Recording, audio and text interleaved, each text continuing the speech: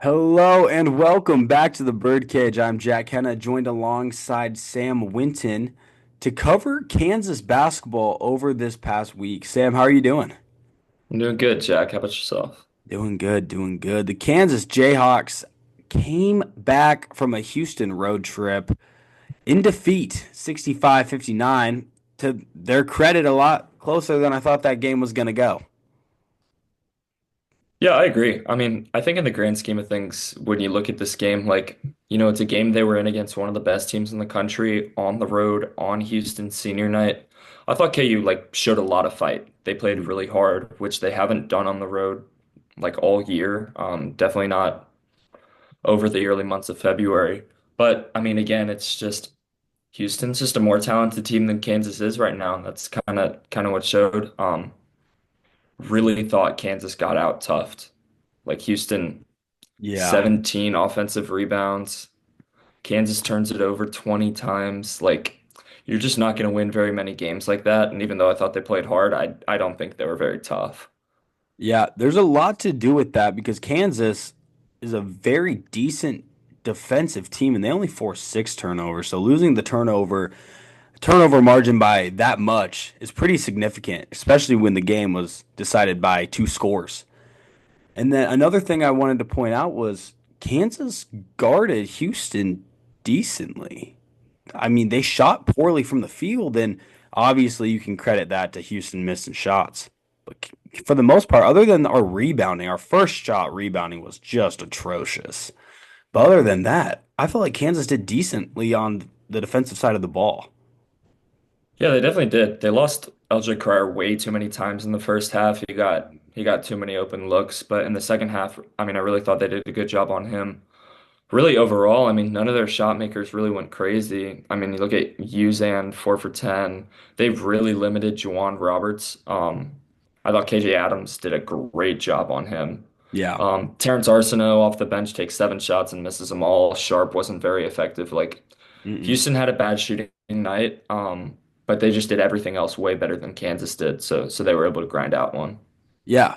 And we'll talk about KJ Adams a little later because it seems like he's kind of figuring out his role towards the end of this season, which could definitely be a bright spot for Big 12 play and then even March. Before we kind of start talking about that, I just need to get your opinions and your predictions where Kansas is going to finish for the tournament. Do you think they're going to get the 8 seed, 7 seed, 6 seed? There's a lot of discrepancy, I think is the word, between bracketologists and fans. And this is obviously on paper the worst Bill Self team in the Kansas or Bill Self coach team in the Kansas era. So, yeah, what are your thoughts about that? Yeah, I mean, this team is pretty much locked up the worst seeded team in the Bill Self era at this point. I mean, before that, it was a four, and this team's not going to get anywhere near a four, even with, winning out and winning the Big 12 tournament. I think when you look at the non-con resume, it's really good, right? I mean, wins over Duke, neutral site win over, Michigan State. Those two are really holding a lot of weight at this point. Yeah. The North Carolina win obviously is at the time it was good, not so good It would anymore. be good if But they could like play basketball. yeah, but like Big 12 play, they've beaten Iowa State at home. Haven't beaten another NCAA tournament team in all of Big 12 play. I mean, so I don't know. Yeah. When you look at it, I mean, they have an opportunity on Saturday, obviously, pick up a good win against Arizona. If they can do that, win, I mean, a semifinal run in the Big 12 championship is like kind of realistic. I think at that point, it's probably six, maybe even a five, just because it's Kansas. But I think they're probably looking at, the 7 seed line, which is crazy to say. I've never said that about a Kansas team before in my lifetime. Yeah, there's been a lot of questionable games for this Kansas team. Houston literally had it twice. You had the win twice. Baylor, tale of two halves for sure. That was a crazy game. And then the entire Utah road trip, losing to Utah, I think is a little. a little more scary than losing to BYU. I know BYU is a top 25 team and they just knocked off Iowa State last night. But those kind of four games, I feel like really just kind of killed all of the momentum and all of the energy and passion that Kansas kind of was building up. Yeah, I mean this has happened like not nearly to this extent before, but where teams kind of hit a wall in the middle of the season, the grind of Big 12 play gets to them, but they're able to build past that Mm, and finish strong. And Kansas had two really big opportunities over the past week looking at the Texas Tech game, which is yeah. a game they Texas Tech is really good, but Kansas probably should have won that game. Oh yeah. Um Houston, I mean, they had their chances. Like it seems like this team just has never been able to build any sort of positive momentum, and it hasn't been able to carry into really big games. And I feel like it's just gonna kill them in March because maybe they looked like the greatest team in the world in the first round game, and then 2 days later they come out and just have nothing, which is kind of what we've seen from this team at this point. Yeah. Yeah, that's kind of all I had on that subject. Would you rather start with the good or the bad for the next? Let's get a little positive. We'll go with the good. We'll get a little positive. The front court has been playing really, really well as of late. KJ Adams in specific, back to back to back games, over 15 points. He's looked like he's finally kind of found a groove now since he's back from his shoulder injury and have gotten some pretty good average play. Like he's playing more average minutes now. What do you have to think about KJ Adams' impact of the past few games? Yeah, he's been just absolutely fantastic on the offensive end. Really good around the free throw line. His touch has been a lot better than it has been in some games. And I think honestly at this point he is Kansas's best opportunity at a guy, getting downhill to the rim and getting fouled. Like none of the guards are really strong enough to put it on the floor. None of the wings are really either. And like KJ he's been really good from the line and he's getting there at a really high rate right now. And I think you've seen this from, seniors in the past, right? Like he recognizes, he doesn't have a whole lot of time left here at Kansas and he really seems like he's making the most of it right now. Yeah, and then Hunter Dickinson's had a very good season. He is one of the best players in the country, even though Kansas is not necessarily playing the greatest, and a lot of fans are questioning his passion, his defense. There are a lot of questions and a lot of fans questioning all this stuff about Hunter, but he's had a pretty good year. He's averaging almost 17 points per game. In the past few games, he's been really critical and really crucial to Kansas's success. Yeah, Bill said it to somebody, but he said something about playing through Hunter Dickinson more down the stretch, and Kansas has definitely done that. I mean, Dickinson is the best and most consistent offensive piece that this team has.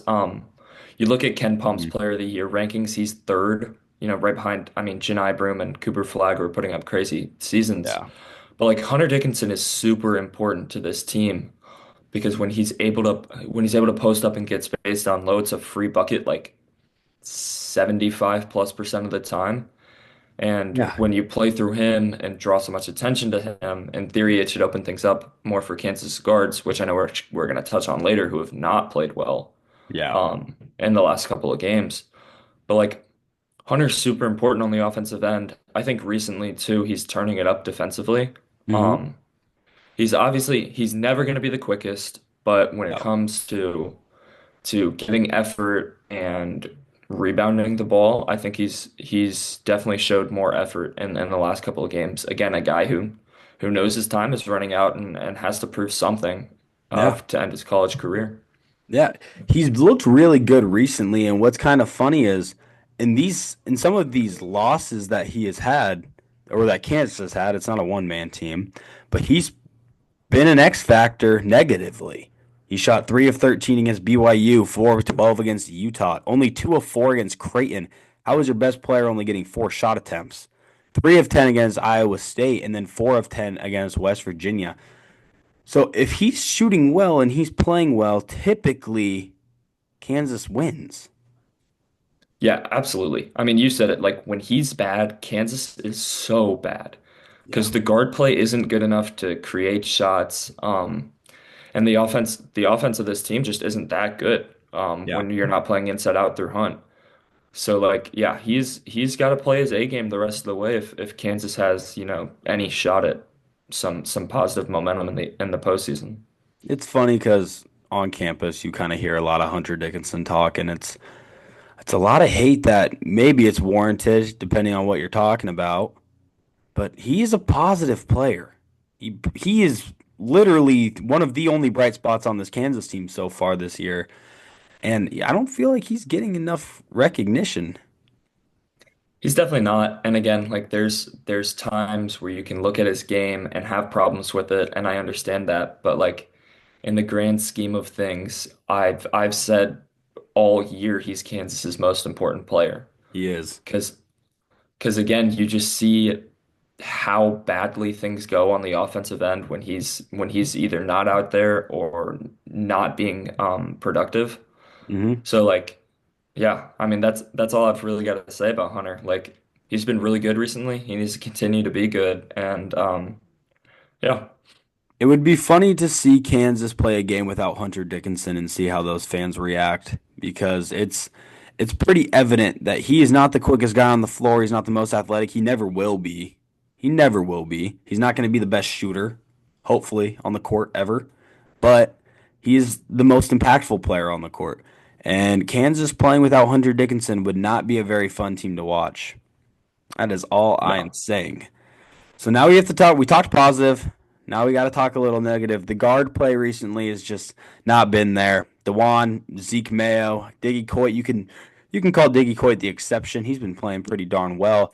Shaquille Moore, Rylan Griffin Store. It's a lot of no good basketball right now. Rylan Griffin had a game. Was that the Texas Tech game where he played really well? Was that the Houston game? He's been pretty decent recently. But overall, the guard play for Kansas has just not been up to par. Yeah, I mean, I don't know where I want to start with the guard play, but I'll start with the guy who probably played the worst game against Houston this past Monday. I thought it was Dewan. He just he couldn't get anything going. You can't have a lead guard who's just going to shoot two shots and dribble the baseline, pass it to nowhere, and just really not be impactful on the offensive end. I Mhm. think it's really hard to run offense when you don't have, and this is a probably a criticism of the guards as a whole, but you don't have a guy who can just go get a bucket whenever they want. Yeah, Um, it was supposed to be Zeke Mayo, but he's been passive and all in his head the last couple of games. Like yeah, Zeke Zeke can create a shot, but he's also passed up a ton of open ones recently too. He's been careless with the ball. He had 6 turnovers against Houston. Um, Rylan Griffin, his role has kind of fluctuated from game to game where, sometimes he looks really good. He's taking a bunch of shots and he's knocking them down. And other times it's like, okay, if he puts the ball on the deck, it's going to end in a turnover, or yeah. he's gonna miss a couple of shots, and he just hasn't provided any sort of consistency. I tweeted this out during the Houston game. It's like David Coit is Kansas's best offensive guard right now, and if you Well, would have yeah, said that yeah, at the he has beginning, been. yeah, and if you would have said that at the beginning of the year, like that would have been a major problem. Like, granted, Yeah, Coit scored 20 points a game last year, but it was at a MAC school. He transfers in late. No one really knows what his role is, and he's been the only consistent guy to this point. And AJ Storr, just I don't even know what you can say about him at this point. He just hasn't found it. So no. yeah, that's what I have to say about the guards. They've been really bad, and you can't win a game just with your front court or just with your back court. Mm-mm. It's got to take a whole team effort because this isn't a Kansas team that can just beat you with its talent. They don't Yeah. they don't have a single NBA player on the roster, and it's like they've got to play a collective team game or they're gonna lose. And I think that's what we've seen this season. Well, you've seen the movie Miracle, the Hmm. the U.S. hockey movie. Herb in that movie says you don't have enough talent to beat teams on talent alone, and Yes. that's very evident that this Kansas team. unlike a lot of people would have thought preseason, does not have enough talent to beat teams by talent alone. If you would have told me that Diggy Coit would have been the best offensive guard on our team, even in December, when Hmm. we've seen this Kansas team, I'd have told you this team's not doing very good.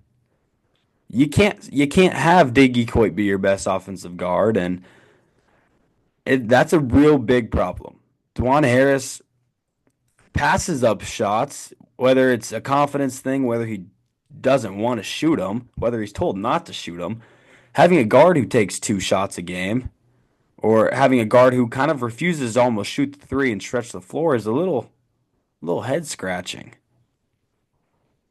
Yeah, and it's just it doesn't align itself with how college basketball is played today. This is, more so going back to the Texas Tech game, but Tech made 10 threes in the first half. Kansas shot like seven. Um, and then it's crazy too because the week before when they play Oklahoma State, Kansas makes 15 threes and like Rylan, Diggy, Zeke combined for like 15 threes taken or something like that. Yeah. And you look at that and it's like the best the offense has looked all season. And they just Mhm. haven't been able to replicate that, whether it's been a little bit of a style of play change. I think they're really trying to force things through Hunter, which Yeah. again I think is fine. But I mean these guards have just got to step up. They've got to launch. Like Yeah. Rylan's a really good shooter, Diggy's a really good shooter, Zeke is a good shooter. They're just, not taking nearly enough shots. Yeah, a lot of that has to do with a new system for all of those guys, but also you got to have the confidence to shoot. Diggy, one thing I will say about Diggy is it doesn't take him any minutes to get warmed up.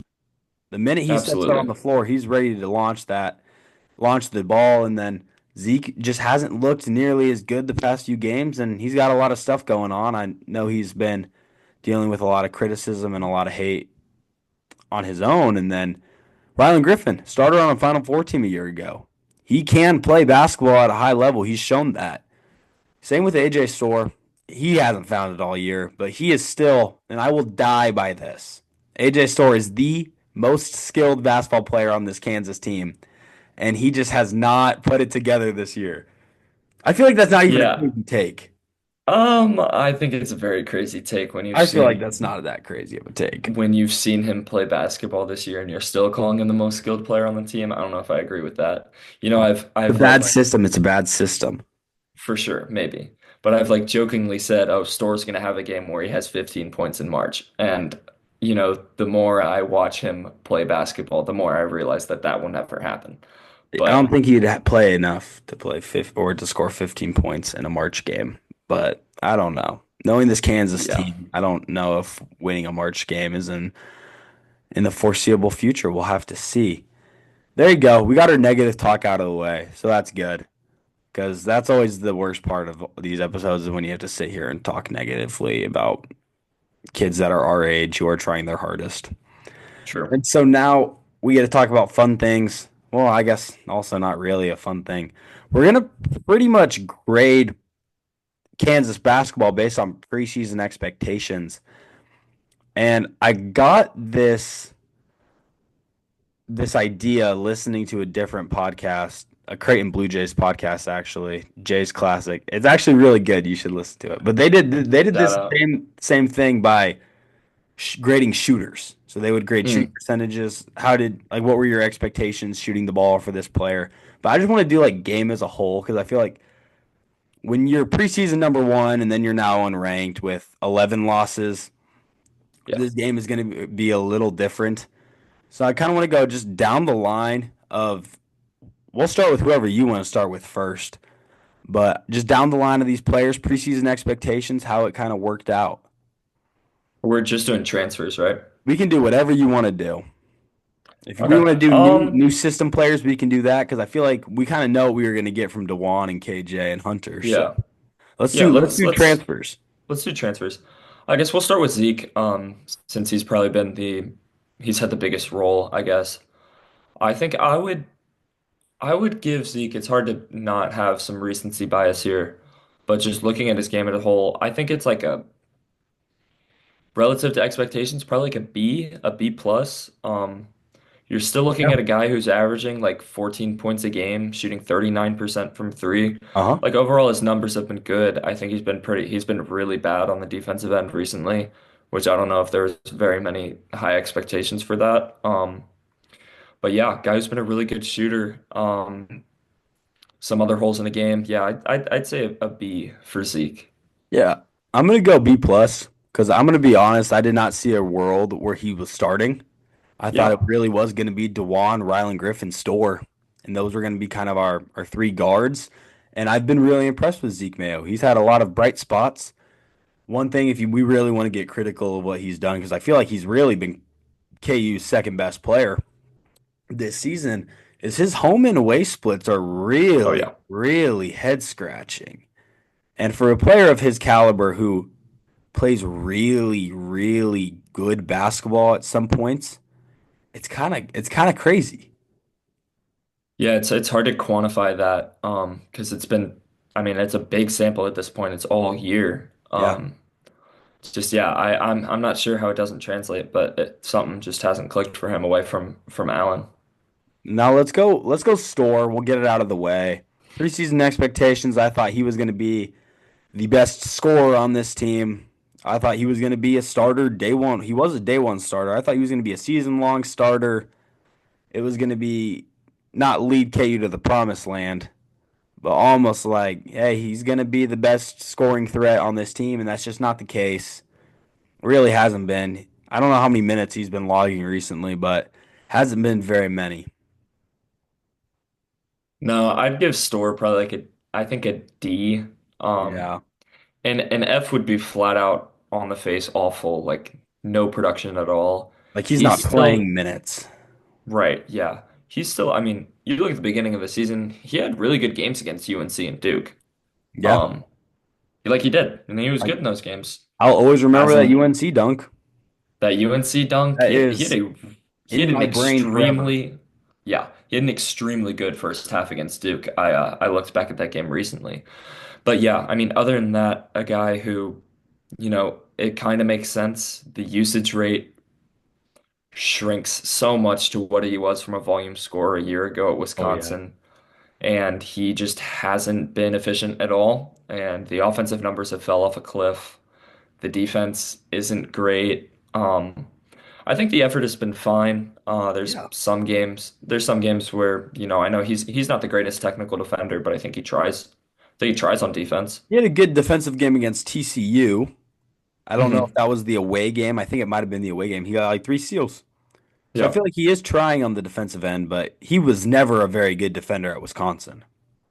No. Yeah, I don't have too much more on Store. Just a guy who I really don't think fits the system. Mhm.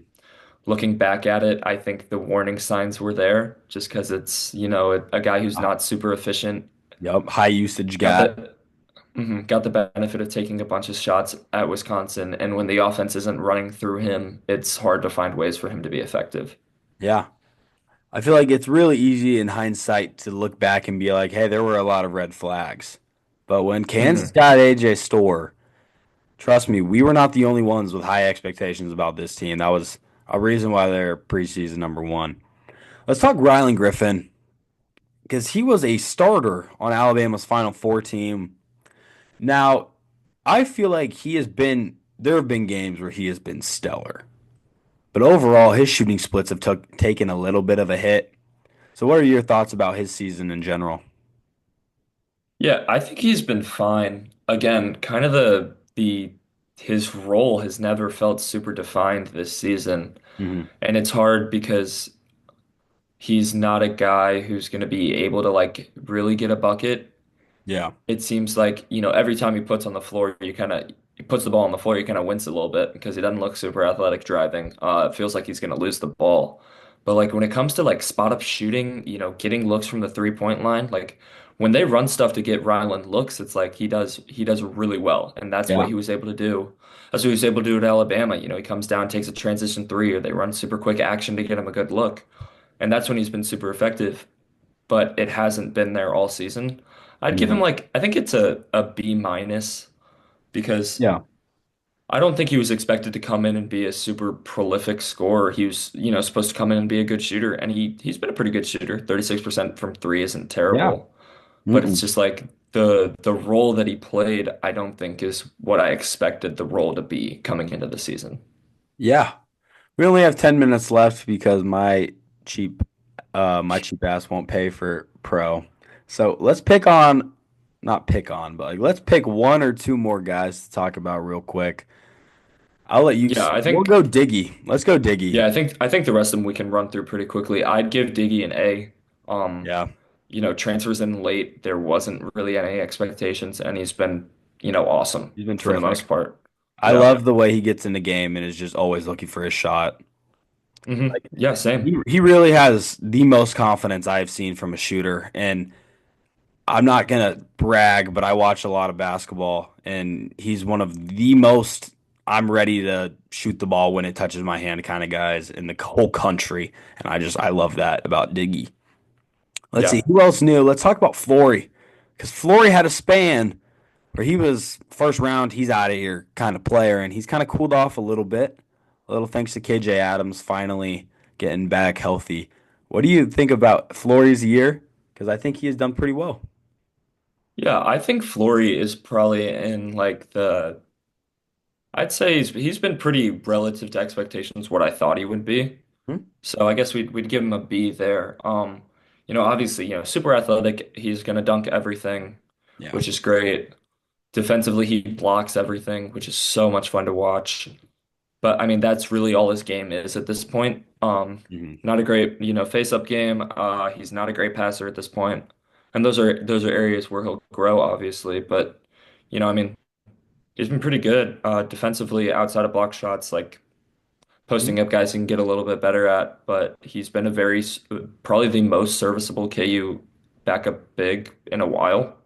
Yeah. Um, I don't want Especially to for cut you Hunter. off. I Yeah, I don't think want to cut he you off. does a really good job. Yeah. Well, I remember I had you on for the KU season preview, and we talked about how we were kind of thinking he'll play anywhere from 12 to 15 minutes a game. And that's what he's doing. And he's doing a pretty good job in his role. I feel like he fouls quite a bit when he's in, but a lot of that's because he's a freshman. Hmm. Like, that's just what it is. It's adjusting to old Big 12 basketball. You're looking at teams that have 24-year-olds, like 25-year-olds. Like that's just kind of what it is he's younger than all these guys. He's not picking it up. Well, he's picking it up fast, but the pace of play is just so much quicker than it was a year ago for him. But other than that, he's been terrific.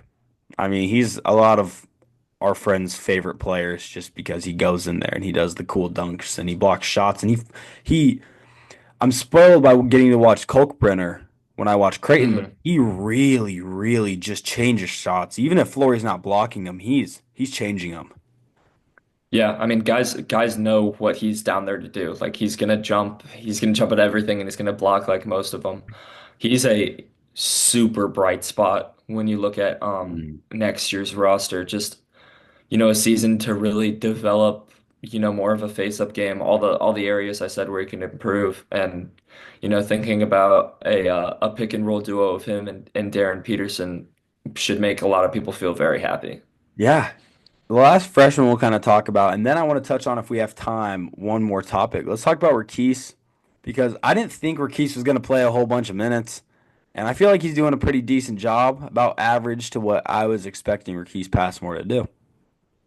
Yeah, it's hard. I think Rakis is probably a guy who should have been redshirted this year. Um, Mhm. but I don't know. I don't know how much Bill likes to really redshirt freshmen that he just brought in because he probably could have done it with Jamari last year and didn't. Yeah, He's a guy who could. I mean, Keese is a guy who could maybe redshirt in a similar path to what Jamari did this year. But like, I think Keese tries super hard. yeah, He's a pretty good athlete. A lot to grow in on the basketball court, but seems to have a pretty bright future if he can be a developmental guy in this program. yeah. And you kind of already started talking about him, but I was going to talk about El Marco and Jamari, those two guys redshirting for separate reasons. Obviously, Jamari was more of a let's take a year to get your body right, get you in the gym, get you a little better. And El Marco was an injury, a medical red shirt. What are your expectations for next year for those two players? First of all, do you think they'll be in the program still? Second of all, what are you hoping we'll see from those guys? Yeah, I think if either of them were to leave, they would have left last year. Hmm. There's a pretty easy door out, but they stayed. So it kind of feels like they're here to stay. El Marco is a guy that excites me like a lot. His high school tape, super athletic. He can jump out of the gym. I think he's going to develop into a guy who can run kind of the backcourt with Darren next year. Yeah, we'll have to see how he looks coming off injury, but seems to be nothing like super wrong with his recovery. He's always out there warming up, Hmm. getting shots up before games. I think Jamari is maybe the most Kansas culture guy that they've had in a while. He cares. The kid loves Kansas. You just look at him on the bench, he's always hyping everybody up. Super important guy to have in your program, and a guy that, within the next 3 to 4 years can really carve out a role that we've seen, a lot of the really good Kansas teams have of guys who have just been in the program for 3+ years. Yeah, I'm really excited about both of them. El Marco obviously kind of got screwed out of a year. I was really Hmm. excited to see El Marco this year because coaches and fans and everyone was kind of hyping up this year for El Marco, and then he gets injured before the year, and we don't really get to see him. But I think next year, like you said, a backcourt of Darren Peterson and El Marco Jackson really excites me, and it really excites a lot of Kansas fans because we all knew El Marco was such a great player in high school, and it really took him some time to get going. And then Jamari, I feel like can also maybe not he won't start, but I think Jamari can really carve out a role, like you said, here in the next few years because he cares. He cares about playing for Hmm. Kansas, and you need guys like that. You really do, especially now with like how college basketball is and how Coach Self still wants to coach. Like you've got to care, and I think El Marco too, Jamari, guys who just have a really high care factor. Yeah. Well, that is all that I have. We have about 2 minutes left. So we are really good at this, cutting time Yeah, we are. real short. I appreciate you coming on, Sam. Oh, anytime, Jack. All righty. Take care. I'll probably have a Kansas video after the Arizona game. Fingers crossed. Hopefully Monday or Tuesday I can get around to recording a KU Big 12 preview. So we'll see. We'll see. I appreciate you taking the time to come and join me, Sam. Hmm. For the rest of you guys, we will see you guys later.